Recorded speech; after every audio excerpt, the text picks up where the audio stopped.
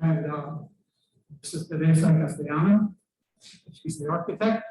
And Teresa apparently has been an architect for 29 years in Merida, in commercial and residential.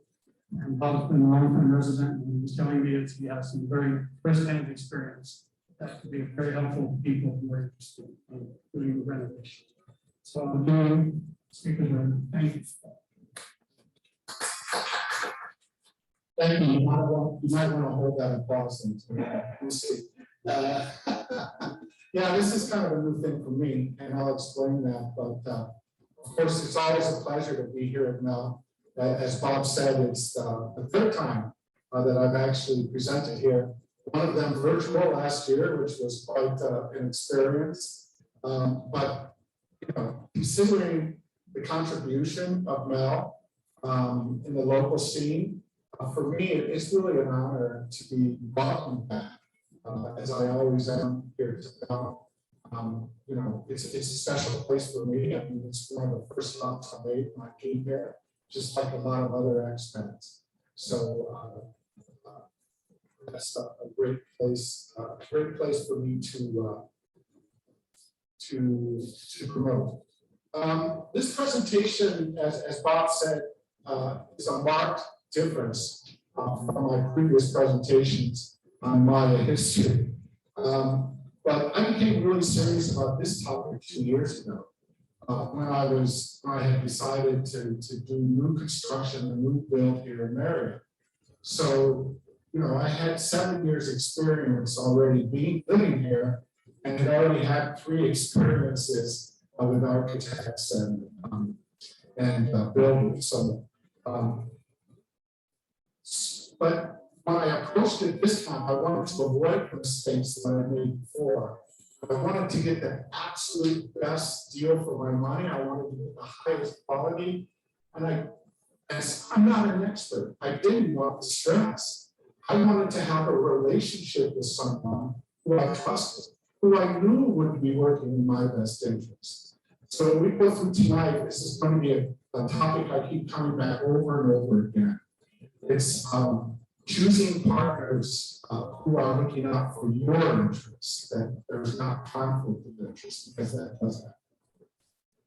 So I wanted to use the same kind of process for selecting an architect that I used in a business, as a business executive, all those many decades ago. In my career, I was always seen as the process guy. I always had a process for everything. And I used to drive people crazy, but for me, it always kept me going down the right path. And I could take that process, I could even make it better over time. So I developed this method, and now I've put fingers to the keyboard, and hopefully you'll find what I have, some of the things to say, be interesting. At first I had an issue with how to present, finding the best approach to introduce this process-based method to the audience. But once I developed the main goals, I think that anyone would share such a project. And the best way to achieve it, everything kind of fell into place. Everyone read that? Okay. 2 goals and an operating principle. No, I'm not talking about 3 weddings and funerals. It's a little bit different. It may sound a little bit complicated right now, but we're going to really hone in and try to make this very simple and make it very step-by-step for them. But first, of course, I always want to talk about MEL. And today I'd like to make a special effort to promote membership in MEL. Many of us are from the United States, and many of us I know listen to National Public Radio. And those of us who didn't, we all know about their pledge drive. So what was the main thing that they always talked about? It was membership. Membership to me is the backbone of an organization like MEL. And so it can be a very small, modest amount that you're donating, but I think it makes a huge difference to have that strong community. And so I encourage you to make a contribution by renewing or starting a membership here.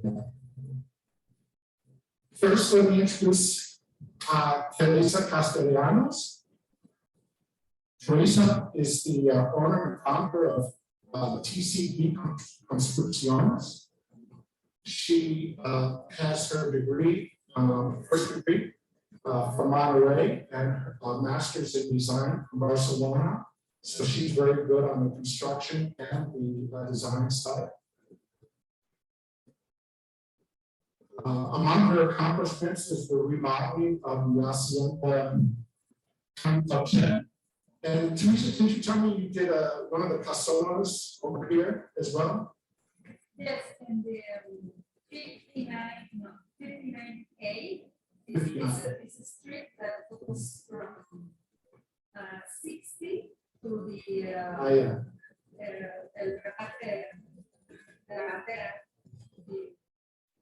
the beginning of the sale. There are two houses, of 1920. That is a company, insurance company. So I made them into a. And I think what will really give you an idea for her vast experience is having built over 100 residences throughout Mexico, in Monterey, Mexico City, Playa del Carmen, and of course here in Merida, but not only Merida, but on the beach as well. So welcome, Teresa. Thank you for coming.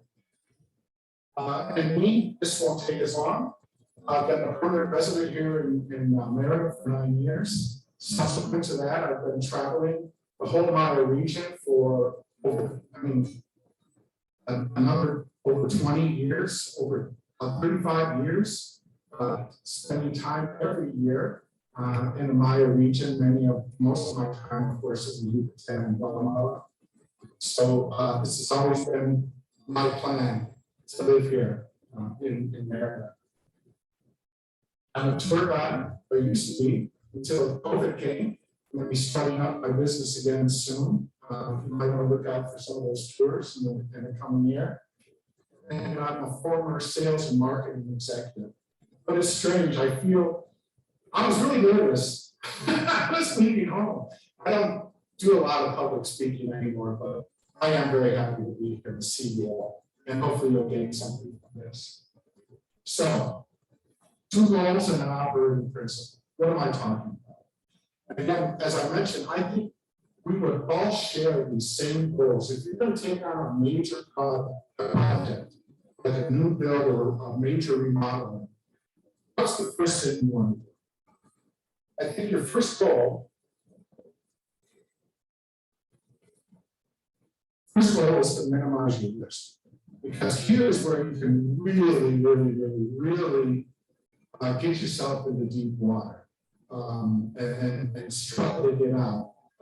And so we're going to be addressing very specific things you can do to minimize your risk. Secondly, again, I don't know who could argue with this, but to maximize your investment. I mean, you're putting money into this. You don't want any issues that you're going to have to fix later. You don't want any issues where construction stops, remodeling stops. You don't want your project, which is supposed to last 8 months, to last 16 months. You just don't want this to happen. So unless I'm wrong, let me know. But I really do think these would be the 2 major goals of anyone taking on this kind of project. And an operating principle. I know I didn't make this up. I didn't have time to check out this principle of earned trust. I'm sure I didn't invent it, but it's something I think is very important. And the difference between misplaced trust, between hoping that you can trust someone, and as opposed to someone earning that trust from you, is a very big deal. And I would submit to you that if you follow this process that I'll be going through tonight, you will, at the end of this process, end up with a relationship with an architect, and presumably you'll have that trust, implicit trust. And if you don't, walk away. Just don't do it. So the methodology, how does this actually take place in the real world? And again, something counterintuitive comes up on this slide. Think and act like a corporate purchasing manager. And you're thinking, what the heck is this guy talking about? But in my years in business, what I found is I came not as a salesperson, marketing executive to not appreciate purchasing, but actually admire them. Because think about it. If you're buying, you're a purchasing manager, you're buying all of these commodities, all of these services, doing all of these contracts, and you've got people calling you on the phone, sending you emails, you can have 80, 90, 100 different people from one endeavor, or one field of endeavor, trying to win your business. And so how does a purchasing manager even deal with this? I would submit that they deal with this in two different ways. The first way is that they use standard questions based upon the type of service or product they're purchasing. And these are written down so that these very same questions can be asked of all of the different vendors who are looking for that business with your company. And the second one is with questions, many of them being open-ended questions, which I'll talk about soon, with these questions that you have for the person that you want to have this potential business relationship with, you want to approach it from different kinds of questions. Ask them different questions so you can triangulate your way to that feeling of trust. And I'll kind of point out how you do this as we go along. Well, this is one of the hard bullet points. Everyone's got an opinion. We know sometimes what it's for. An additional caution, and this is again, it's more common sense than anything. When you are on social media and you're on one of these sites, and there's about 6 or 7 sites that talk all about building and remodeling in a yucatan, and you have people putting up their opinions. Well, first of all, how do you evaluate that? Because we're going to have different topics, and we get to one like should you hire an architect and a builder separately? And these questions go on forever. We keep repeating it, and people have different opinions. But think about it. If the person who is putting that opinion has a vested interest in what they're saying, then you might not want to take it so seriously. In other words, if you've got a builder, and he doesn't have any architectural background, of course he's going to tell you, you never go to an architect, go to an architect. So just be aware that, for most of these opinions, they're either very long-held mythological things, many of them, or they just represent a particular point of view of that person's interests. But ultimately, you have to move on. You have to make the decision. You have to do the work. And there's nobody who can take this responsibility from you. This is some work. You're going to have to dedicate some time and effort to you, but I guarantee you it can be definitely worth the effort. Things we're not going to talk about tonight, okay? We are not going to be talking about any specific architects, any specific builders, any specific real estate people. It's just not the forum for it, and we can talk about this all night. We're also not going to talk about technical details. You already know, you can see I'm not a technical person. I'm not an architect, I'm not a builder. I'm the last person in the world you would take technical advice from. What I can do is to perhaps give you a different approach. Someone who comes at this as a lay person, with not this specialized knowledge, to be able to get you into that position where you have a relationship with someone, an architect who has earned your trust. company. We're not going to talk about costs. We're not going to be talking about price per square meter. We're not going to get into any of these details because that's just a rabbit hole that's going to lead us basically to nowhere. Okay, well, we are in the Yucatan. We're not in Minneapolis, and we're not in Chicago.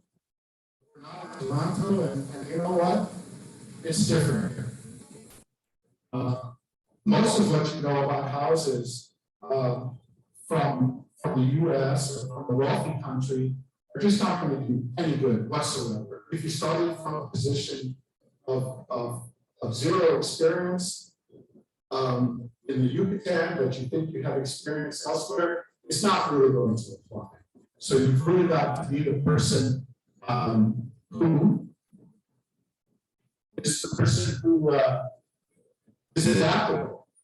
Your expectations, which lead to your actions, you must be the one to adapt to the Yucatan, to Mexico. Mexico is not going to change for you. It's not going to happen. So if you, I see so many people, and many of these people are the ones who end up leaving, right? Mexico and going back. They just cannot accept the fact that things are different. And you've got to adjust your expectations. You're going to be very disappointed. I talk about local law and customs. Now, in a country like Mexico, that's not unique, but customs are very important. They're very, they almost, in many cases, have the force of law, or even sometimes even more important than the law. But you need to understand that. But you also need to understand that it's not only the laws that you need to have belief that your partner is well aware of and is going to help you with. But you've also got to deal with the customs themselves. And I think that's very important. And obviously, is take your time. We're going to go through actually very specific steps soon. I guarantee you, we're going to get to there soon. But take your time. It's a step-by-step process. There is no light. There's no light you can just turn on and make things happen and jump into this.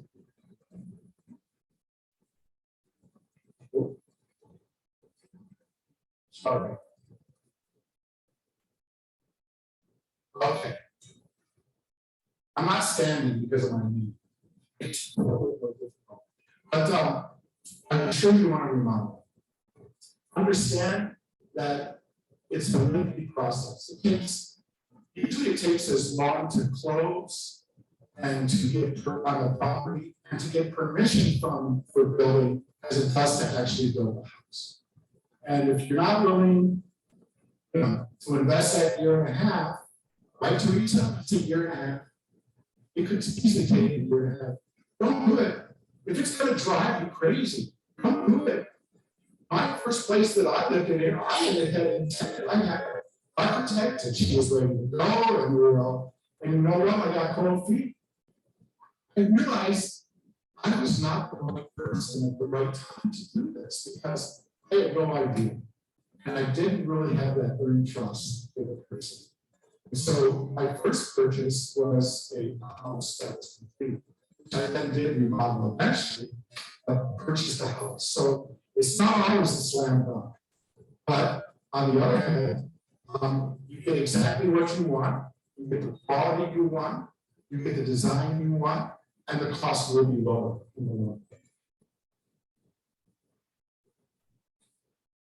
So you're probably thinking at this point, some of you, why am I sitting here at this point? This sounds so complicated. You know, why would I want to engage in this kind of journey? Why don't I just, other people have had good luck with quickly finding someone and getting started. What's the worst that could happen? Well, your project can be halted.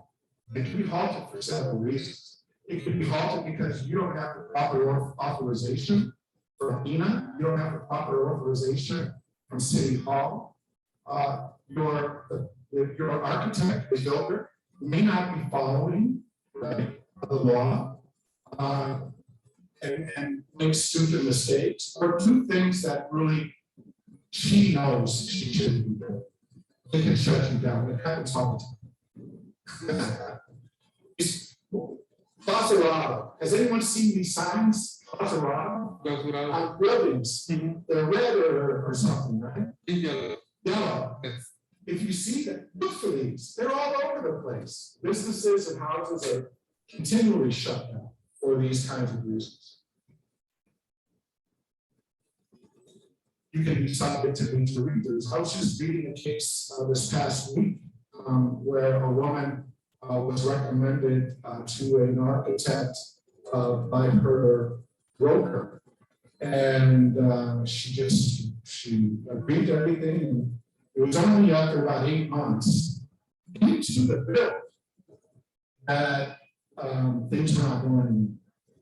She hired other people. Things were done wrong. Things don't work. She is now faced with the prospect of working out floors, prospect of working out concrete. That's just something you don't want to get involved. So again, this happens all the time. This happened to me. This happened to me. When I did my remodel on my first house. Towards the end, I wasn't confident. And luckily, I didn't have a lot of financial exposure, but there were things at the end that were not done right, including bamboo that wasn't even treated, that was just chopped and put up there, of course, which attracted a lot of bugs. But it happens. And again, my financial exposure wasn't great, but I went to my lawyer. He made calls. This guy, he just didn't care. Did not care. And my lawyer eventually said, look, you're out X number of pesos, but you gotta just drop this because you're probably gonna get nothing and it could take forever. So just forget about it. So you don't want that to happen to you when you do have major financial exposure. And finally, and this is the worst case I think sometimes, people really do just quit. They just say, the hell with it, I'm done, I can't do this anymore. I'm either leaving town or I'm buying a different house, and I'm just selling this the way it is today. Again, I can't overestimate, I can't tell you how important that first word up is. Honestly, this happens. Okay, fire ready aim. This wasn't a lot of business slides when I was working, and instead of ready aim fire, too many times what we do is we fire first, and then we're ready, and then we say, what's I here? What am I doing? How did I get here? So things in the proper order are very important.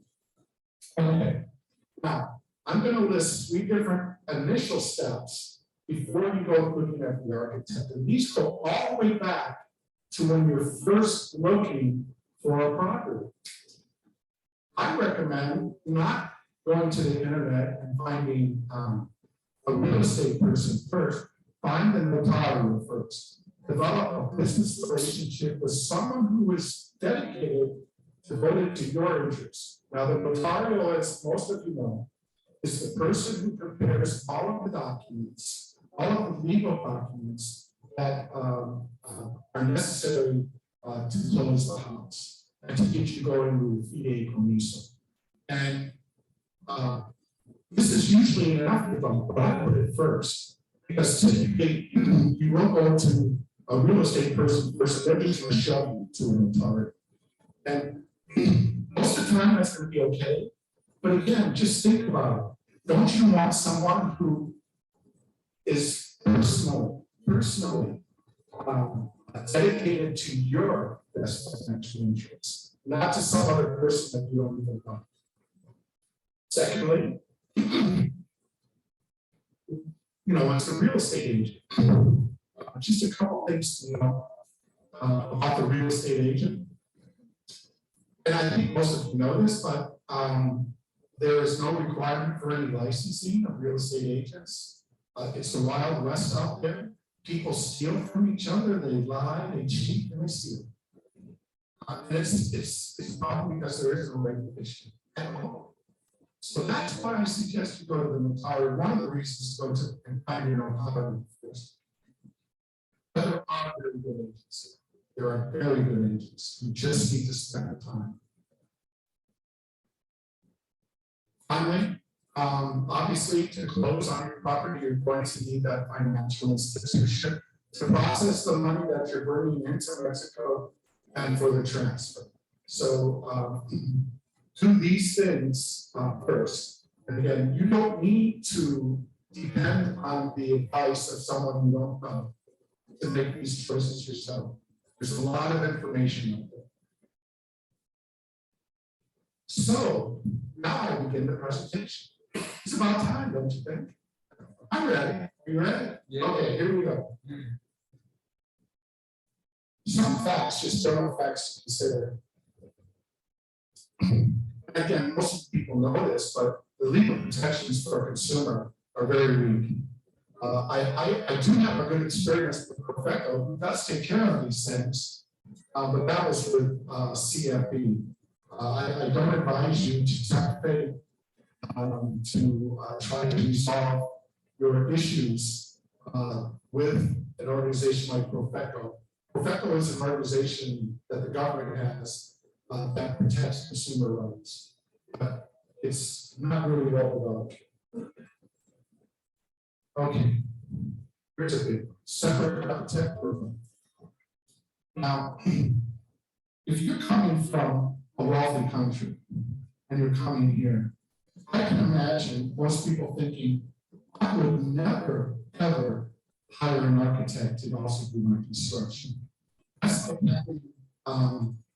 the wolf or the chicken house, right? I mean, you know, how does that even make any sense to do it that way? And you're going to see a lot of arguments made that you should never do this. But there are some very good reasons that you would want to do this. There are architects / builders that have decades of experience doing both, who are trained in both.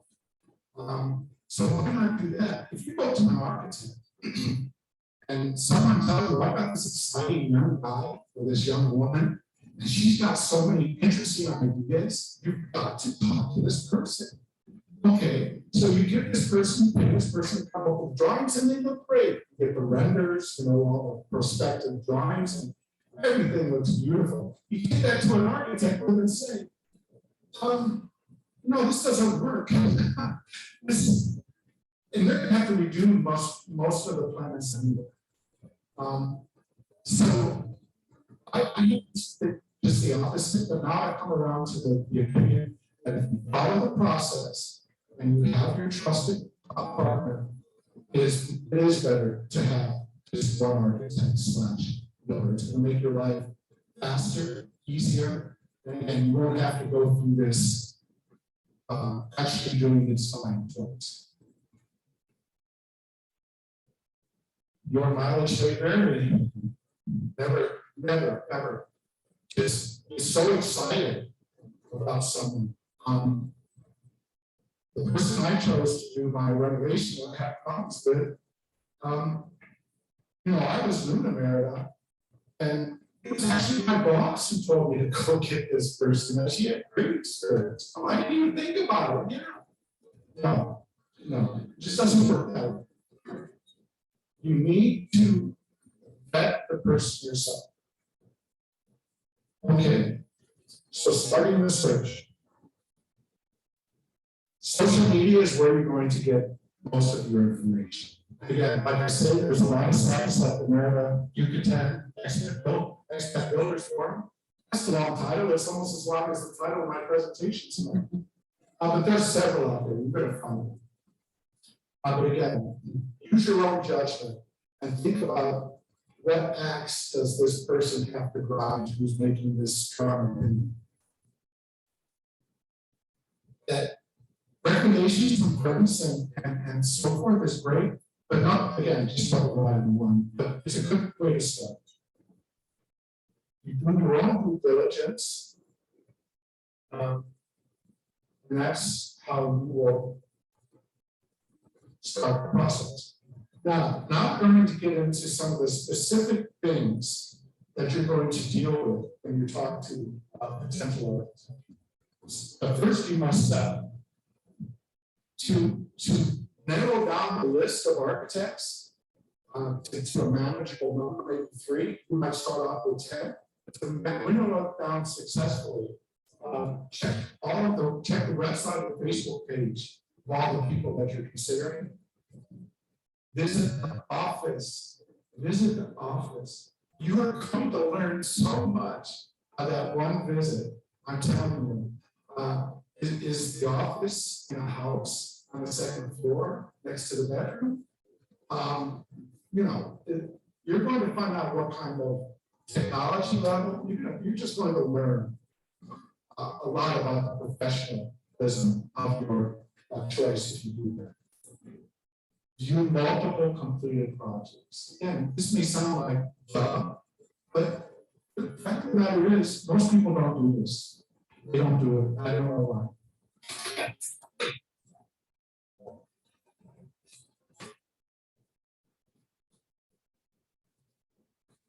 And then ask, of course, your notarial and your real estate agent if they've had any experience with that particular architectural company.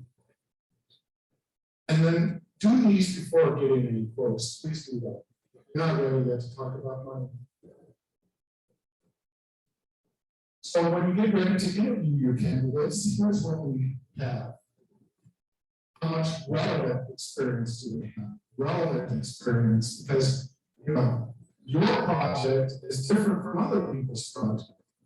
So you need to be aware that the relevant experience to you is what's important. What is the main selling point? The person is going to tell you this without even you asking initially. Listen to this and dig into that. How do they see themselves? What is the reason that you should do business with them? Of course, not only do you want to take a look at the construction, the completed work itself, but you have to bring out some construction plans. Take a look at them. Take a look at some of the design examples. Because I'm going to tell you that in a lot of cases, people don't even bother to do detailed construction plans. Isn't that right, Teresa? That's unconscionable. And you want to find these things where you can eliminate people. The faster you can eliminate a candidate, the better off you're going to be. This is one of the things that you can actually see for yourself, the level of professionalism. Now, this is extremely important because many people will tell you what their go-to reason, their main selling point of doing business. I'm cheaper. You are going to get something just as fast. You are going to get something just as good. But I know how to game the system. I know how to work around the system. Someone tells you that, take off. Run. That is one of the most, and you're going to hear it probably from someone. I'm not paying any attention and stuff like that. It's a very scary scenario to work with someone. So, questions. Ask about the standard contract. Take a look at it. Do they even offer one? If you ask if the architect has a standard contract and they say, well, I can come up with one for you. No, that's not what you want to hear. Are there incentives in the contract for on-time completion? Most don't. Check that out. What post-delivery guarantees do you have? Go into this in detail. What is covered? What isn't covered? How long is important? And again, when people stumble over the details, you know that they don't really offer the actual delivery of a guarantee. Make sure you understand the change management process. This is very key. when you're going to make changes, everybody makes changes, but you need to be able to track these changes through the initial quote. I've seen quotes that are like 15 pages long, and all they do is list bags of concrete and stuff like that. They don't break things down into functional areas. So if you break things down like functional areas, like doors for the living room, well, then if you change these doors for the living room, you can easily make that change with a change strategy and be able to track it. It's very key that you understand it and feel comfortable with it. Again, when you're checking out the office, check out their staff. Do they have people in the office who are doing design?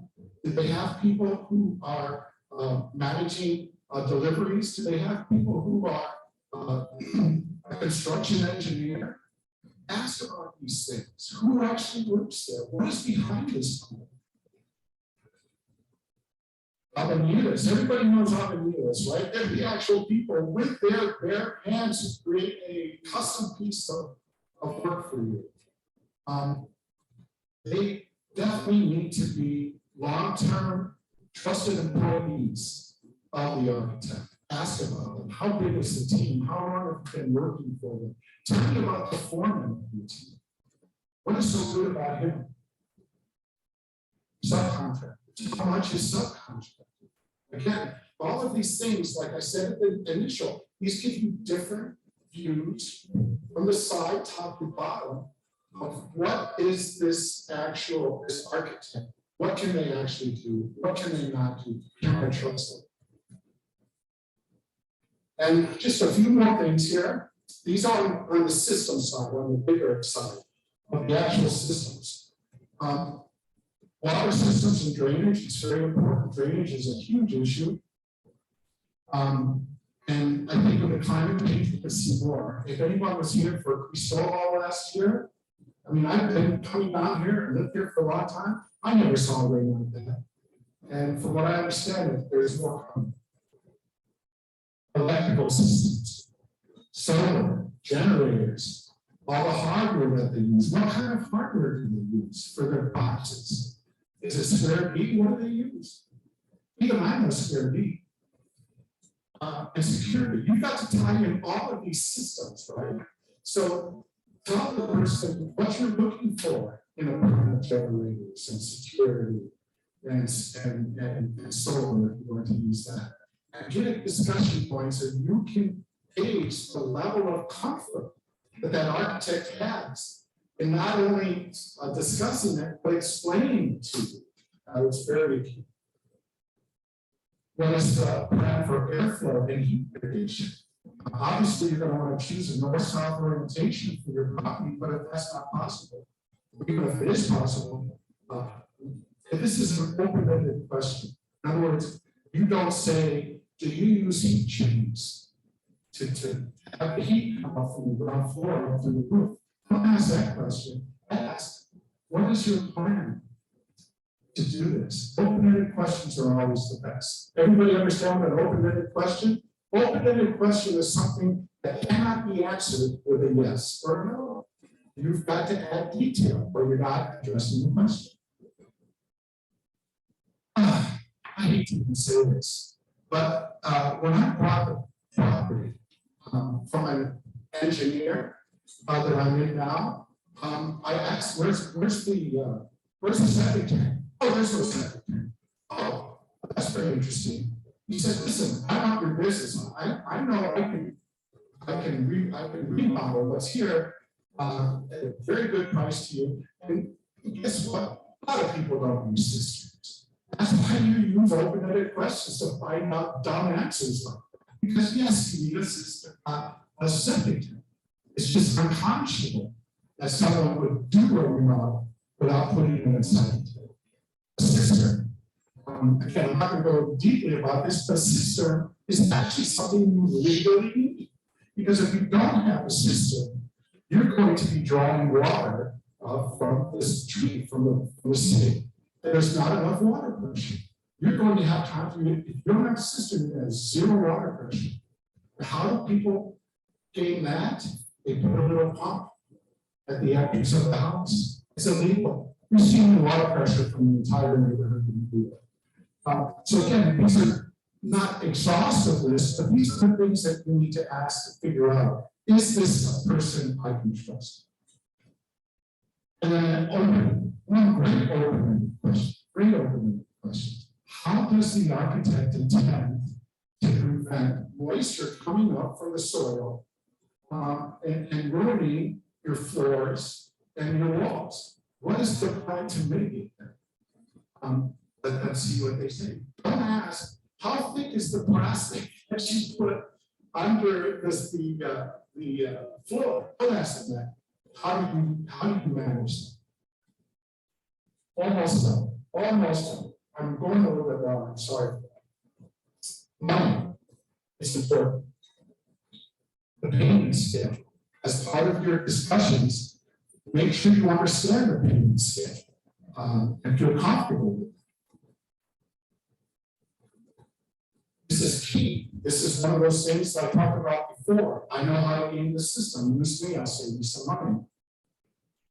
Make sure that the contractor, your architect, is paying all the taxes, is paying all the benefits for their employees. Again, it's illegal for them not to do it, but again, it happens. It happens more than you think. And again, if someone asks you that the payment schedule is, I'm going to tell you every week how much money I need that week, and you can't get over in cash, walk away. That's just a scam. And again, how many people actually operate like this, don't they, Teresa? They actually do. And because I've seen it, I've experienced it. And then finally, understand the payment transfer process. How are you actually going to get money from your account to the architect's account? Okay. Once you've chosen the contractor, ask the architect for their standard contract.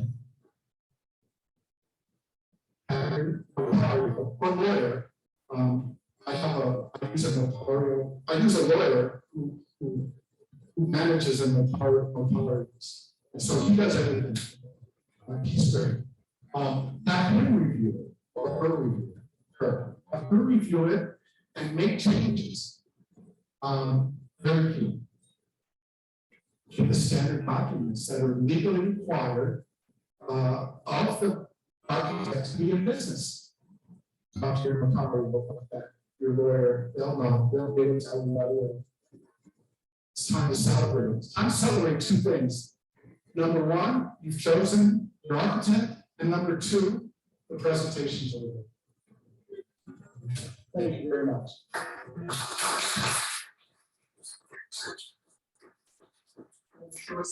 Happy to entertain any questions from for Teresa or myself. This handsome young gentleman with the dark hair, he has some slips of paper with information, so you can receive a copy of the presentation if you like. I can send you the file. You can look for the actual. You don't spend as much time hearing my voice again, but you could, if you want to, go back and see this video again. Also, just the one plug that I'm allowed, there is an open house this Saturday from 1 to 4 in Garcia and Jerez of the most recent completed project by Teresa. It's already been sold, but before the owner moves in, the owners move in, they were gracious enough to allow us to schedule an open house. So if you're interested in seeing, a house that's just been completed, that's pretty cool. See my companion, my associate back there. Okay, any questions?